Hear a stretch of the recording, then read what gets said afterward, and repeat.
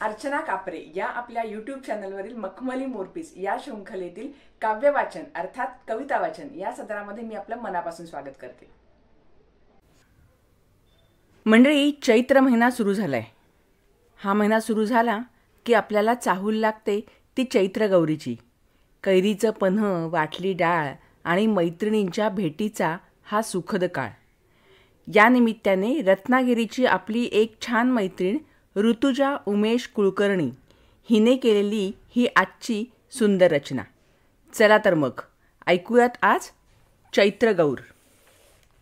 आज झुल्यात बसली सुरेख चैत्र गौर, कशी दिसते नाजूक जशी चंद्राची कोर।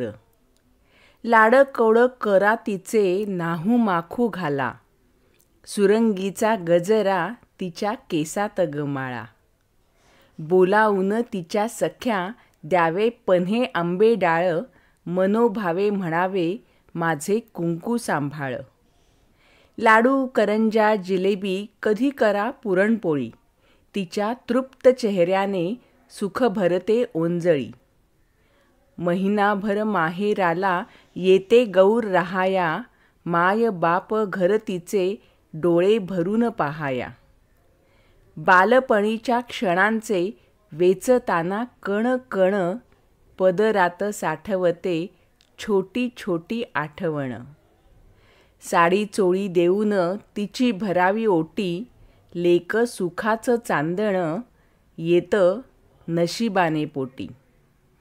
साडी चोळी देऊन तिची भरावी ग ओटी, लेक सुखाचं चांदण येतं नशिबाने पोटी, येतं नशिबाने पोटी। मंडळी, आजचा हा व्हिडिओ तुम्हाला आवडला असेल तर याला लाईक करा।